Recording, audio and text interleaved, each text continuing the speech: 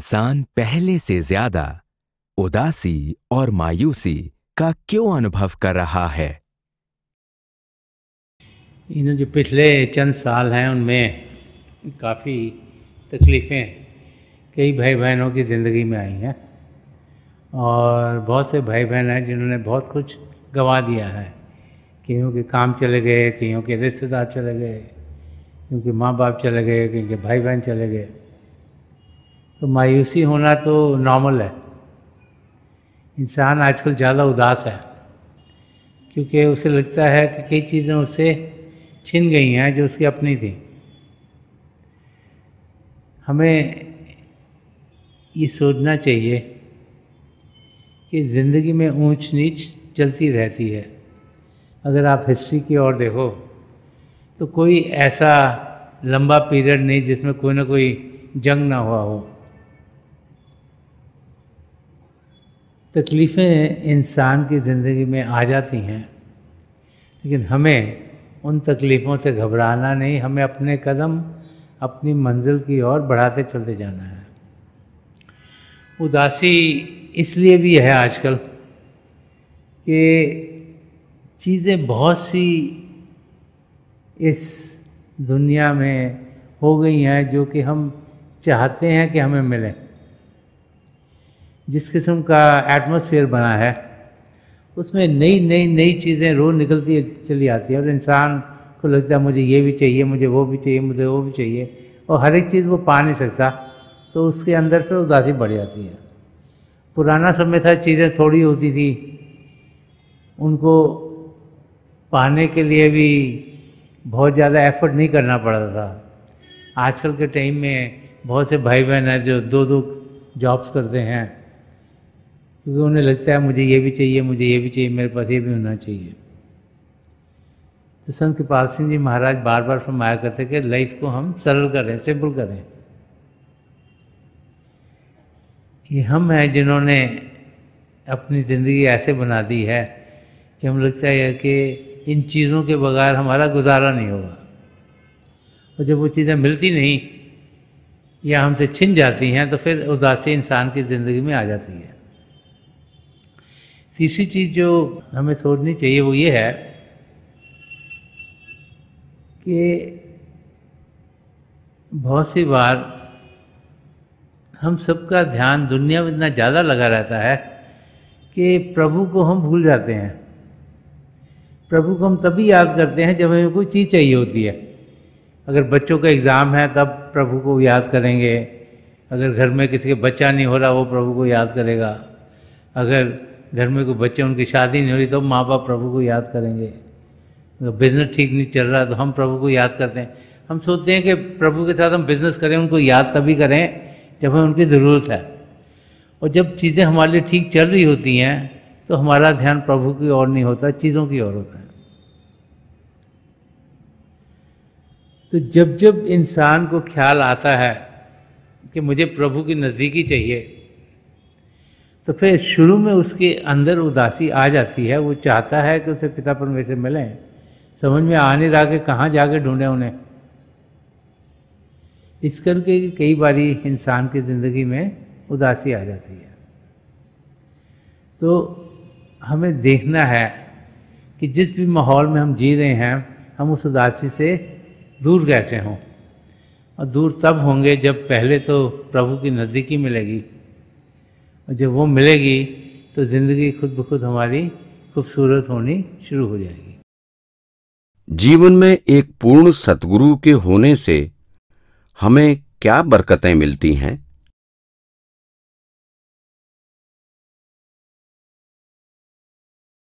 जब हम इस धरती पर आते हैं तो अपने साथ कर्म लेके आते हैं। 3 किस्म के कर्म हमारे साथ जुड़े हुए हैं। प्रारब्ध कर्म जो कि इस ज़िंदगी में हमने झेलने हैं, संचित काम जो कि जितने भी पुराने हमारे कर्म थे उनका संग्रह है, और फिर जब हम जीते हैं तो हर रोज़ हम सोचते हैं, बोलते हैं, कार्य करते हैं, तो उससे कर्म बनते हैं जिन्हें क्रियामान कर्म कहा जाता है। जब हम खुशकिस्मत होते हैं तो किसी पूर्ण महापुरुष के चरण कमलों में पहुंचते हैं, हम हमें नाम की देन देते हैं, तो हमारे संचित कर्मों का नाश तभी कर देते हैं। प्रारब्ध कर्मों में हमें मदद करते हैं और हमें समझाते हैं कि क्रियामान कर्म हमारे कैसे रोज़ाना करें। तो वो भाई बहन जो वहाँ तक नहीं पहुँच पाते, उनके कर्म उनके साथ जुड़े रहते हैं। एक तो उनका संचित कर्म का जो भार है वो साथ में रहता है। प्रारब्ध कर्म तो उनके भी ज़िंदगी में झेले जाएंगे, उनको ज़रा मुश्किलें ज़्यादा होती हैं, में आसानी होती नहीं। लेकिन जो वो क्रियामान कर्म करते हैं, रोज़ाना सोचते हैं, बोलते हैं, कार्य करते हैं, वो फिर और बढ़ जाते हैं, ताकि ज़िंदगी के अंत पर वो फिर और संचित कर्मों में जोड़ दिए जाते हैं और वो लोड और भी बड़ा होता चला जाता है। तो ऐसे भाई बहन 84 लाख जिया जो उनके चक्कर में अटके रहते हैं और उन्हें फिर किसी न किसी योनि में और जाना पड़ता है। और फिर जब भी प्रभु की उन पर दया में होगी, तभी फिर एक नया मानव जीवन दोबारा से मिले उन्हें, ताकि उन्हें कोई चांस लगे अपने सब कर्मों का नाश करने का। दूसरे कार्य करते हुए सिमरन कैसे किया जाता है?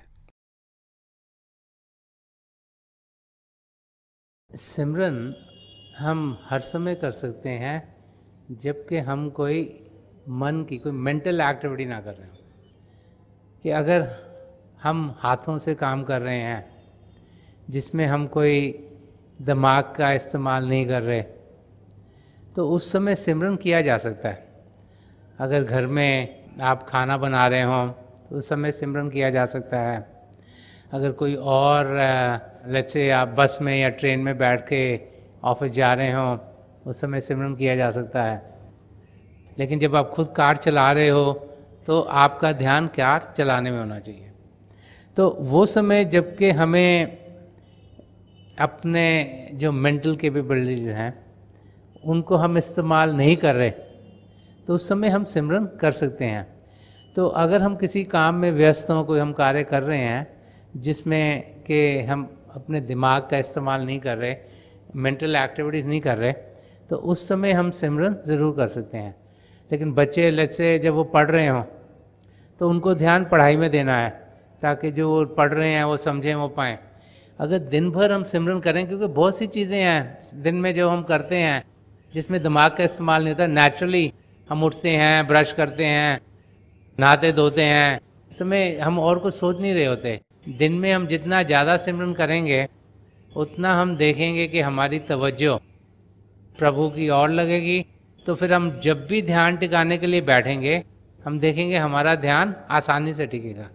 तो दिन भर जब भी कोई कार्य हो रहा हो जिसमें कि मन की इन्वॉल्वमेंट ना हो, या माइंड से हम ना कुछ कर रहे हों, या सोच विचार में ना हो, या दिमागी कार्य ना कर रहे हों, जब हम हाथों से काम कर रहे हों तो हम सिमरन कर सकते हैं। हमें करना चाहिए, वो हमें मददगार होगा, ताकि जब हम अभ्यास के लिए बैठेंगे हमारा ध्यान फिर आसानी से टिकेगा। सेवा करते समय मन को विचलित होने से कैसे बचाएं?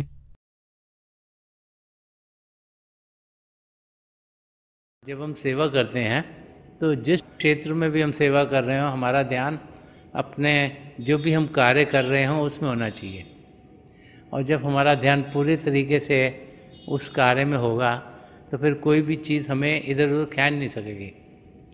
डिस्ट्रैक्शंस हमें बहुत सी बार मन के ज़रिए होती हैं, क्योंकि मन कोई ना कोई विचार ला देता है जिसके ज़रिए हम किसी चीज़ के बारे में सोचना शुरू कर देते हैं। फिर एक सोच से दूसरी, दूसरी से तीसरी, हम और उस जगह उस एरिया में बढ़ना शुरू हो जाते हैं। तो जब भी हम सेवा करें तो हम मन ही मन प्रभु के नाम का जाप करें। जब हम मन ही मन प्रभु के नाम का जाप करेंगे तो हम देखेंगे कि हमारा ध्यान प्रभु की ओर होगा, और जब ध्यान प्रभु की ओर होगा तो फिर कोई भी चीज़ हमें उस ध्यान से हटा नहीं सकती। इस करके जब भी हम सेवा कर रहे हों, हम मन ही मन प्रभु के नाम का जाप करें। जब हमारा ध्यान प्रभु की ओर होगा तो जो भी हम काम कर रहे हैं, चाहे हाथों से कर रहे हैं, चाहे चल के कर रहे हैं, चाहे किसी को कुछ समझा रहे हैं, तो जब हमारा काम फिजिकली शारीरिक रूप से हो रहा होगा और ध्यान प्रभु की ओर होगा तो कोई भी चीज़ हमें डिस्ट्रैक्ट नहीं कर पाएगी। इसीलिए हमें बार बार समझाया जाता है कि जब तक हम कोई मानसिक एक्टिविटी ना कर रहे हों तब तक हम सिमरन करते रहें, और स्पेशली जब हम सेवा करते हैं तो सिमरन करना बहुत अच्छा है, वो ज़रूरी है। और बहुत सी और एक्टिविटीज़ में जब हम मन ही मन प्रभु के नाम का जाप करते हैं तो फिर हमारे कदम हमारी मंजिल की ओर तेज़ी से बढ़ते हैं, और कोई भी चीज़ हमें अपने गोल पे जाने से अलग नहीं कर सकती। नेगेटिव एंड पॉजिटिव मिस्टिसिज्म क्या है? बहुत से भाई बहन सोचते हैं कि अगर पिता परमेश्वर को पाना है तो हमें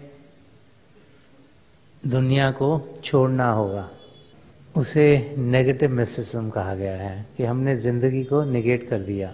जो सन्मत का रास्ता है वो हमें समझाता है कि हम अपनी घर गृहस्थी में रहते हुए अपनी रिस्पॉन्सिबिलिटीज़ को निभाते हुए पिता परमेश्वर को पा सकते हैं। कि पिता परमेश्वर को पाने के लिए ज़रूरी नहीं कि हम घर बार छोड़ें और सब कुछ छोड़ के कहीं जाएं तभी पिता परमेश्वर को पाएंगे। सुदर्शन सिंह जी महाराज बार बार समझाया करते थे कि हमें हर स्फीयर में बेहतर होना है, फिजिकल, शारीरिक, मेंटल, मानसिक और स्पिरिचुअल, आध्यात्मिक। इन तीनों एरियो में हमें बेहतर होना है, और अपने घर बार में रहते हुए जो प्रभु ने हमें रिस्पॉन्सिबिलिटीज दी हैं उनको निभाते हुए हम अपने कदम पिता परमेश्वर की ओर बढ़ा सकते हैं। करना क्या है कि सद्गुणों को जिंदगी में ढालना है, एक एथिकल लाइफ जीना, एक वर्चुअस लाइफ जीना है जिसमें कि हम सद्गुण, प्रेम का, निष्काम सेवा भाव का, अहिंसा का, सच्चाई का, पवित्रता का, करुणा का, नम्रता का, इन सबको अपने अंदर डालें। अपनी ज़िंदगी ऐसी बनाएं जिसमें किसी और को दुख दर्द ना दें, प्यार से बर्ताव करें, और फिर रोज़ाना बाकायदगी समय निकालें भजन अभ्यास करने के लिए। महापुरुष फरमाते हैं कि जैसे शरीर को खुराक चाहिए ऐसे आत्मा को भी खुराक चाहिए। शरीर की खुराक है जो हम खाना पीना खाते हैं, और आत्मा की खुराक है शब्द के साथ जुड़ना। तो शब्द के साथ हम जुड़ते हैं जब हम अभ्यास के लिए बैठते हैं। तो महापुरुष समझाते हैं कि जो दिन का 10वां हिस्सा है वो हम भजन अभ्यास के लिए दें, ताकि रोज़ाना बाकायदगी से हमारी आत्मा को तंदुरुस्ती मिले, फिर वो अपनी मंजिल तक ज़रूर पहुंचेगी। जब एक पूर्ण महापुरुष हमें नाम की देन देते हैं और इस शिव नेत्र को खोलते हैं तो फिर उनका नूरी स्वरूप यहाँ हमारे बीच में टिक जाता है, ताकि हम जब भी अंदर की दुनिया की ओर बढ़ें हम उन तक पहुँचें, और वो फिर हमें अंदर की दुनिया में ले जाते हैं, रूहानी दुनिया में ले जाते हैं, अध्यात्म की दुनिया में ले जाते हैं। तो पॉजिटिव मिस्टिसिज्म, हम अपनी ज़िंदगी जीते हुए, घर गृहस्थी में रहते हुए पिता परमेश्वर को पा सकते हैं। यही सन्मत का रास्ता हमें सिखाता है।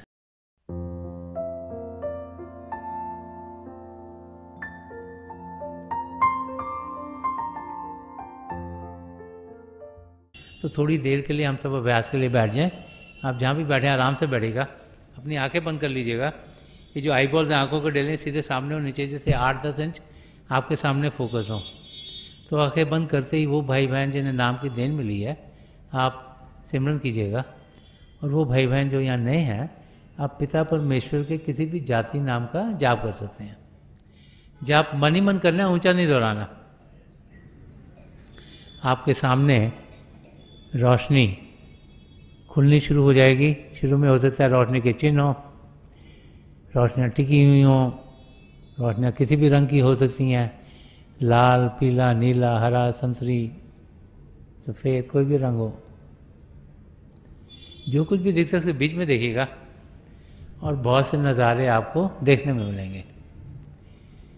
मेरी प्रभु के चरण कमलों में जो पिछली सेंचुरी के महापुरुष हुए हजूर बाबा सावन सिंह जी महाराज, परम संत कृपाल सिंह जी महाराज, दयाल पुरुष सुदर्शन सिंह जी महाराज के चरण कमलों में यही प्रार्थना है कि जो जो हम सबके लिए बेहतर हो वही हमारी ज़िंदगी में ढले इन महापुरुषों की इतनी दया में रहो कि हम सबके साथ जुड़ें और अपने भीतर प्रभु की ज्योत के दर्शन कर पाएँ। थोड़ी देर में मैं आपको इस बैठक से उठाऊँगा और मेरी शुभकामनाएं आप सबके साथ हैं।